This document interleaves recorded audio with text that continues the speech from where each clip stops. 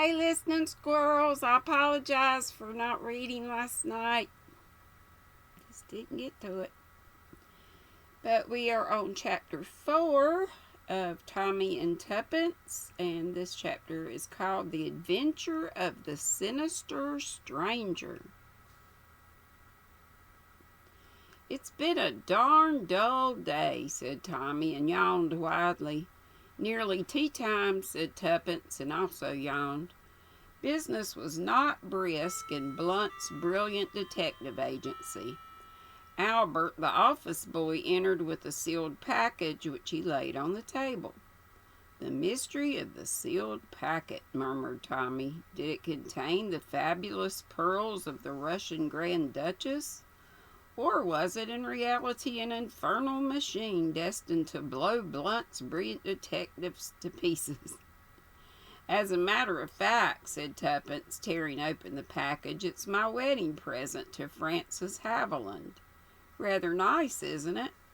Tommy took a slender silver cigarette case from her outstretched hand, noted the inscription engraved in her own handwriting, Frances, from Tuppence, opened and shut the case, and nodded approvingly. You do throw your money about, Tuppence, he remarked. I'll have one like it, only in gold, for my birthday next month. Wasting a thing like that on Frances Haviland, who always was and always will be one of the most perfect asses God ever made. You forget, I used to drive him about during the war when he was a general. Ah, those were the good old days. They were, agreed Tommy.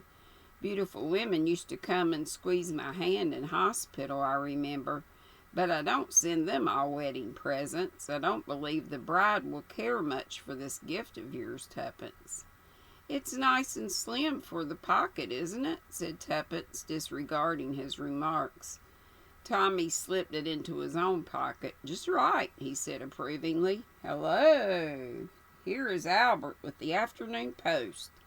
Very possibly the Duchess of Perthshire is commissioning us to find her prize. P-E-K-E. Capitalized.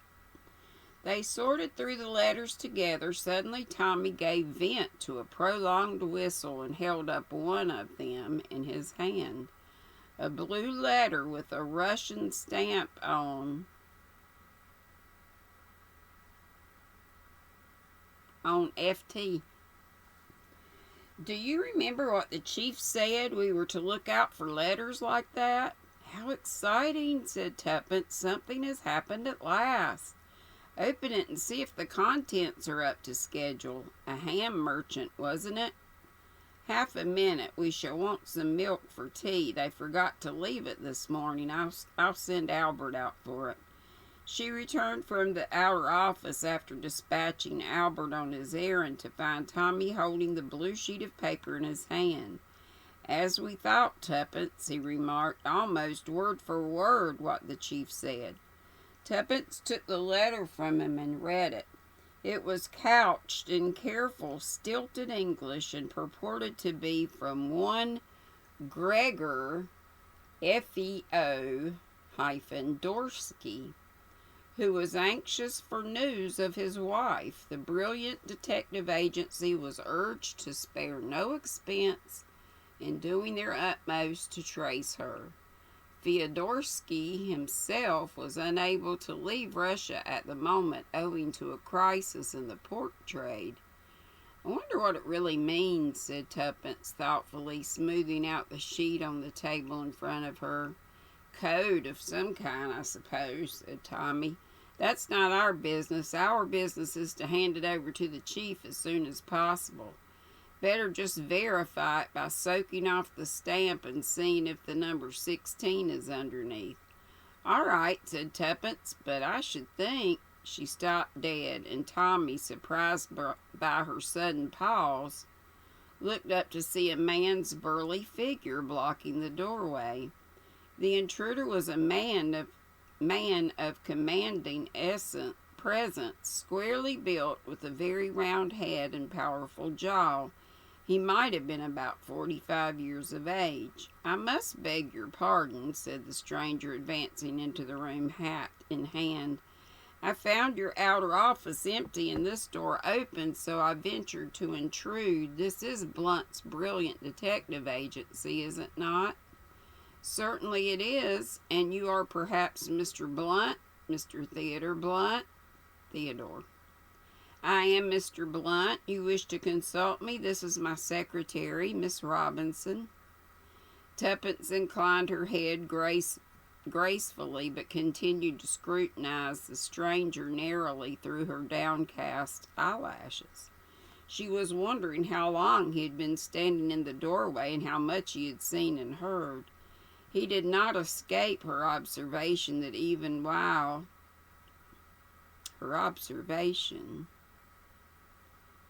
it did not escape her observation that even while he was talking to Tommy, his eyes kept coming back to the blue paper in her hand. Tommy's voice, sharp with a warning note, recalled her to the needs of the moment. "Miss Robinson, please take notes. Now, sir, will you kindly state the matter on which you wish to have my advice?" Tuppence reached for her pad and pencil. The big man began in a rather harsh voice. "My name is Bauer, Dr. Charles Bauer. I live in Hampstead, where I have a practice. I have come to see you, Mr. Blunt, because several rather strange occurrences have happened lately." "Yes, Dr. Bauer?" "Twice in the course of last week I have been summoned by telephone to an urgent case. In each case to find that the summons has been a fake. The first time I thought a practical joke had been played upon me, but on my return the second time I found that some of my private papers had been displaced and disarranged, and I now believe that the same thing happened the first time. I made an exhaustive search and came to the conclusion that my whole desk had been thoroughly ransacked and the various papers replaced hurriedly." Dr. Bauer paused and gazed at Tommy. "Well, Mr. Blunt, well?" "Dr. Bauer," replied the young man, smiling. "What do you think of it, eh?" "Well, first I should like the facts. What do you keep in your desk?" "My private papers." "Exactly. Now what do those private papers consist of? What value are they to the common thief or any particular person?" "To the common thief I cannot see that they would have any value at all, but my notes on certain obscure alkaloids would be of interest to anyone possessed of technical knowledge on the subject. I've been making a study of such matters for the last few years. These alkaloids are deadly and virulent poisons and are, in addition, almost untraceable. They yield no known reactions. The secret of them would be worth money then. To unscrupulous persons, yes. And you suspect whom?" The doctor shrugged his massive shoulders.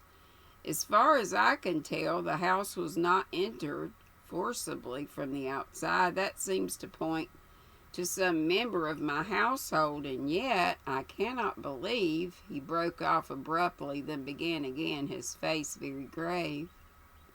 "Mr. Blunt, I must place myself in your hands unreservedly. I dare not go to the police in the matter. Of my 3 servants, I am almost entirely sure they have served me long and faithfully. Still, one never knows. Then I have living with me my 2 nephews, Bertram and Henry. Henry's a good boy, a very good boy. He's never caused me any anxiety, an excellent, hard-working young fellow. Bertram, I regret to say, is of quite a different character. Wild, extravagant, and persistently idle." "I see," said Tommy thoughtfully. "You suspect your nephew Bertram of being mixed up in this business?" "Now, I don't agree with you. I suspect the good boy, Henry. But why? Tradition? Precedent? Tommy waved his hand airily. In my experience, the suspicious characters are always innocent and vice versa, my dear sir. Yes, decidedly, I suspect Henry. Excuse me, Mr. Blunt, said Tuppence, interrupting in a deferential voice. Did I understand Dr. Bauer to say that these notes on obscure alkaloids are kept in the desk with the other papers? They are kept in the drawer, my dear young lady, but in a secret drawer.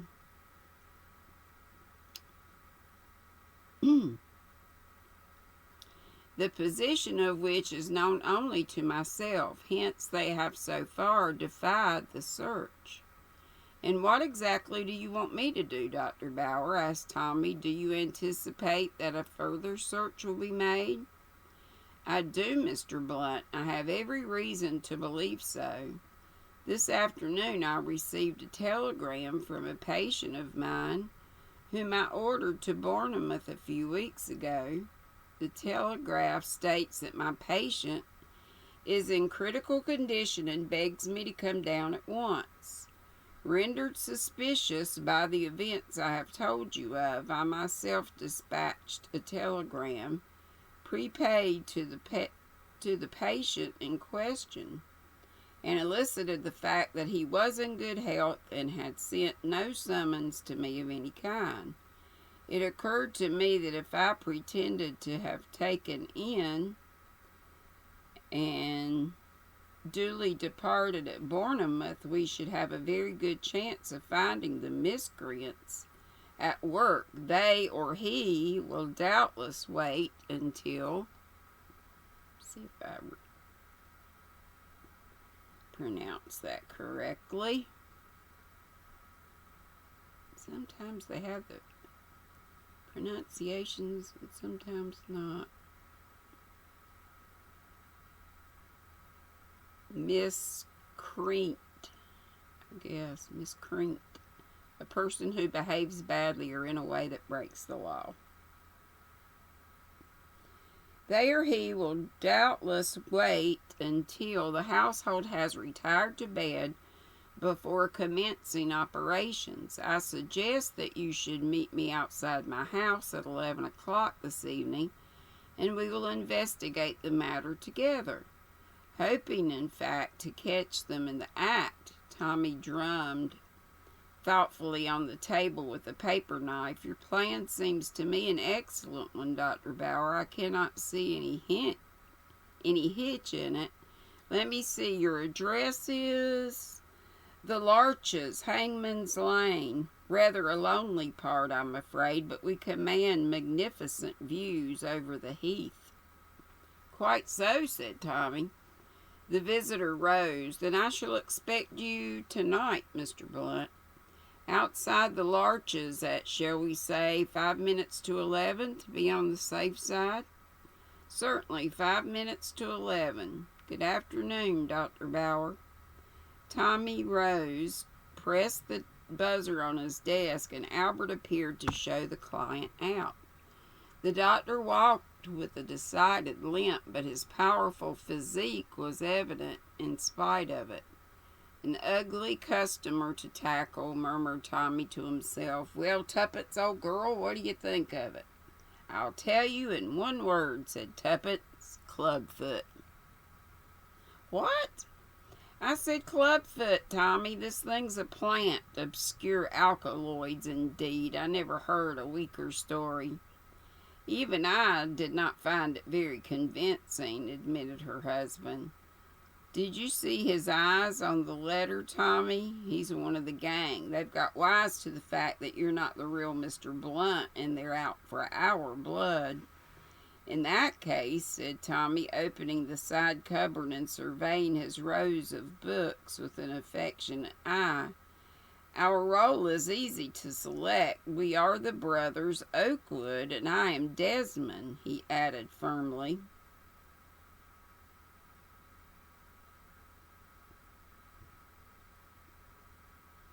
Tuppence shrugged her shoulders. All right, have it your own way. I'd just as soon be Frances. Frances was much the more intelligent of the two. Desmond always gets into a mess, and Frances turns up as the gardener or something in the nick of time and saves the situation. Ah, said Tommy, but I shall be Super Desmond when I arrive at the Larches. Tuppence interrupted him unceremoniously. You're not going to Hampstead tonight. Why not? Walk into a trap with your eyes shut? No, my dear girl, walk into a trap with my eyes open. There's a lot of difference. I think our friend Dr. Boyer will get a little surprise. I don't like it, said Tuppence. You know what happens when Desmond disobeys the chief's orders and acts on his own. Our orders were quite clear: to send on the letters at once and to report immediately on anything that happened. At my whistle.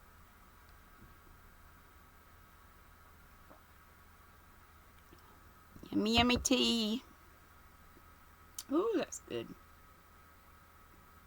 You've got it quite right, said Tommy. We were to report immediately if anyone came in and mentioned the number 16. Nobody has.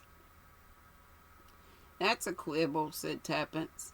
It's no good. I've got a fancy for playing a lone hand, my dear old Tuppence. I shall be all right. I shall go armed to the teeth. The essence of the whole thing is that I shall be on my guard, and they won't know it. The chief will be patting me on the back for a good night's work. Well, said Tuppence, I don't like it. That man's as strong as a gorilla. Ah, said Tommy, but think of my blue-nosed automatic. The door of the outer office opened and Albert appeared. Closing the door behind him, he approached them with an envelope in his hand. A gentleman to see you, said Albert. When I began the usual stunt of saying you were engaged with Scotland Yard, he told me he knew all about that. Said he came from Scotland Yard himself, and he wrote something on a card and stuck it up in this envelope. Tommy took the envelope and opened it. As he read the card, a grin passed across his face. The gentleman was amusing himself at your expense by speaking the truth, Albert, he remarked. Show him in.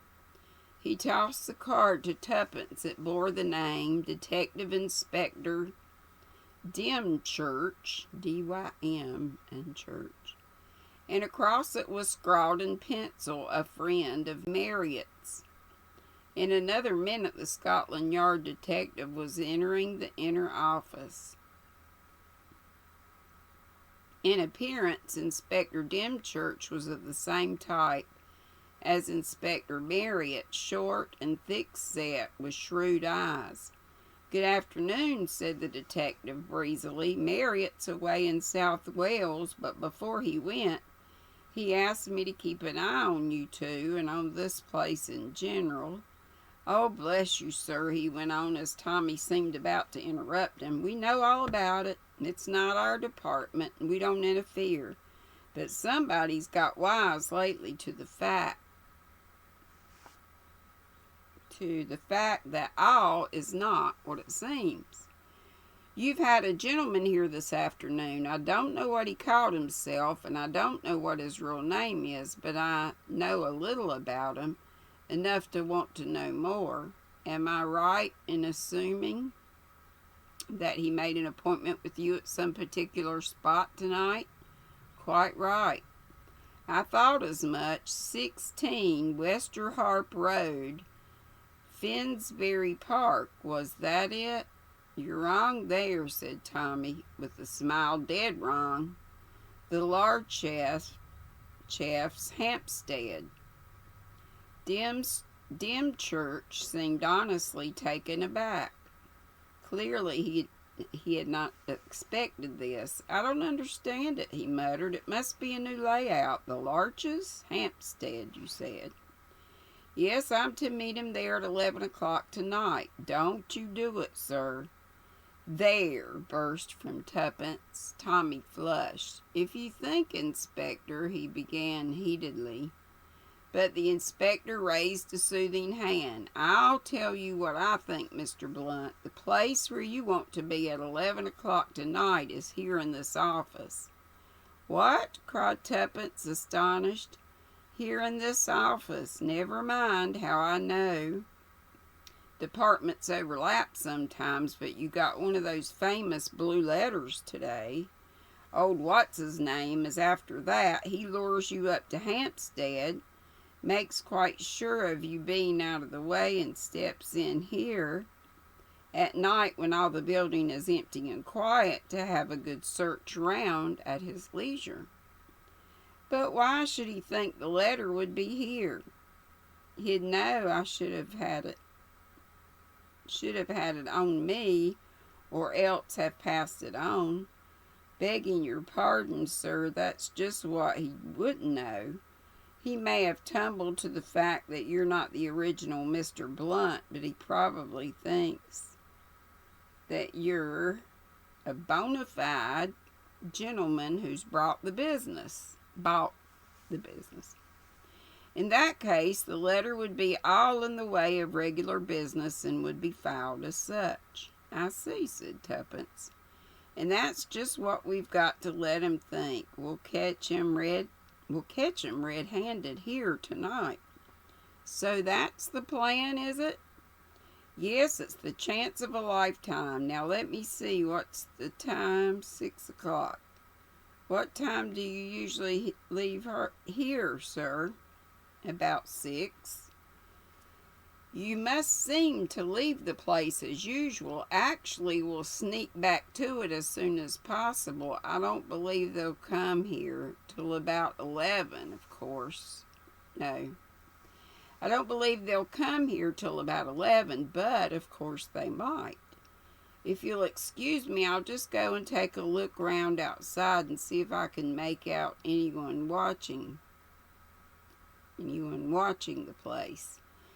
Dymchurch departed, and Tommy began an argument with Tuppence. It lasted some time and was heated and acrimonious. In the end, Tuppence suddenly capitulated. All right, she said, I give in. I'll go home and sit there like a good little girl whilst you tackle crooks and hobnob with detectives. But you wait, young man. I'll be even with you yet for keeping me out of the fun. Dymchurch returned at that moment. Coast seems clear enough, he said, but you can't tell. Better seem to leave in the usual manner. They won't go on watching the place once you've gone. Then the four of them made their way to the garage nearby, where the car was usually left. Tuppence drove and Albert sat beside her. Tommy and the detective sat behind. Presently they were held up by a block in traffic. Tuppence looked over her shoulder and nodded. Tommy and the detective opened the right-hand door and stepped out into the middle of Oxford Street.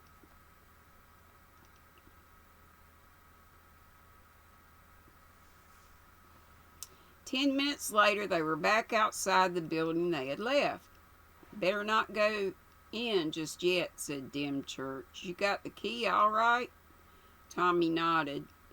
Then what about a bite of dinner? It's early, but there's a little place here right opposite. We'll get a table by the window so that we can watch the place all the time.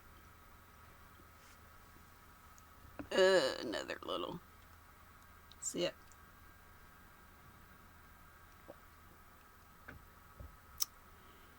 Let's see. They had a very welcome little meal in the manner the detective had suggested. Tommy found Inspector Dymchurch quite an entertaining companion. Most of his official work had lain among international spies, and he had tales to tell which astonished the simple Tommy. They remained in the little restaurant until 8 o'clock, when Dymchurch suggested a move. "It's quite dark now, sir," he explained. "We shall be able to slip in without anybody being the wiser." It was, as he had said, quite dark. They crossed the road, looked sharply up and down the deserted street, and slipped inside the entrance. Then they mounted the stairs, and Tommy inserted his key in the lock of the outer office. Just as he did, so he heard, as he thought, Dymchurch whistle beside him. "What are you whistling for?" he asked sharply. "I didn't whistle," said Dymchurch, very much astonished. "I thought you did." "Well, someone," began Tommy. He got no further. Strong arms seized him from behind, and before he could cry out, a pat of something sweet and sickly was pressed over his mouth and nose. He struggled valiantly, but in vain. The chloroform did its work. His head began to whirl, and the floor heaved up and down in front of him. Choking, he lost consciousness. He came to himself painfully, but in full possession of his faculties. The chloroform had been only a whiff. They had kept him under long enough to force a gag into his mouth and ensure that he did not cry out. When he came to himself, he was half lying, half sitting, propped up against the wall in a corner of his own inner office. Two men were busily turning out the contents of the desk and ransacking the cupboards. As they worked, they cursed freely. "Swelp me, governor," said the taller of the two hoarsely. "We've turned the whole place upside down and inside out. It's not here."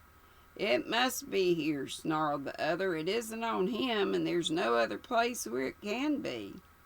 As he spoke, he turned, and to Tommy's utter amazement, he saw that the last speaker was none other than Inspector Dymchurch. The latter grinned when he saw Tommy's astonished face. "So our young friend is awake again," he said, "and a little surprised. Yes, a little surprised. But it was so simple. We suspect that all is not as it should be with Blunt's brilliant detectives. I volunteer to find out if that is so or not. If the new Mr. Blunt is indeed a spy, he will be suspicious. So I send first my dear old friend Carl Bauer. Carl is told to act suspiciously and pitch an improbable tale. He does so, and then I appear on the scene. I use the name of Inspector Harriet to gain confidence, for I know that Mr. Blunt has been associated with him over the murder at the Ace of Spades. The rest is easy." He laughed. Tommy was dying to say several things, but the gag in his mouth prevented him. Also, he was dying to do several things, mostly with his hands and feet, but, alas, they had been attended to. He was securely bound. The thing that amazed him most was the astonishing charge in the man standing over him. As Inspector Dymchurch, the fellow had been a typical Englishman. Now no one could have mistaken him for a moment for anything but a well-educated foreigner who talked English perfectly without a trace of accent. "Coggins, my good friend," said the erstwhile inspector, addressing his ruffianly-looking associate, "take your life-preserver and stand by the prisoner. I'm going to remove the gag. You understand, my dear Mr. Blunt, do you not, that it would be criminally foolish on your part to cry out? But I'm sure you do. For your age, you're quite an intelligent lad. Very deftly he removed the gag and stepped back. Tommy eased his stiff jaws, rolled his tongue round his mouth, swallowed twice, and said, "Nothing at all." "I congratulate you on your restraint," said the other. "You appreciate the position, I see. Have you nothing at all to say?" "What I have to say will keep," said Tommy, "and it won't spoil by waiting." "Ah, what I have to say will not keep." "In plain English, Mr. Blunt, where is that letter?"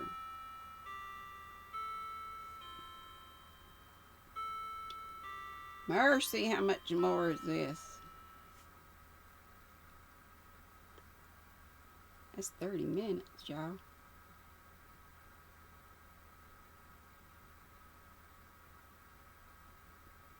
I think I'm going to stop right there. Where is that letter? All right. Y'all have a good night, good crafty night, and I'll see you in the YT streets.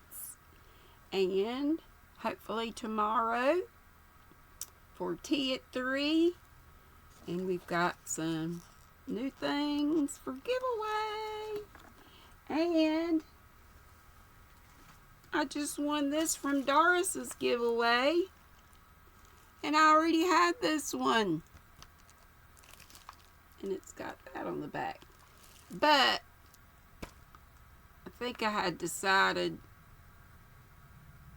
I think I'm going to put this in my 5K. I got to start getting that prize together and getting a video out. Love y'all. Be sweet, don't be ugly. Bye-bye.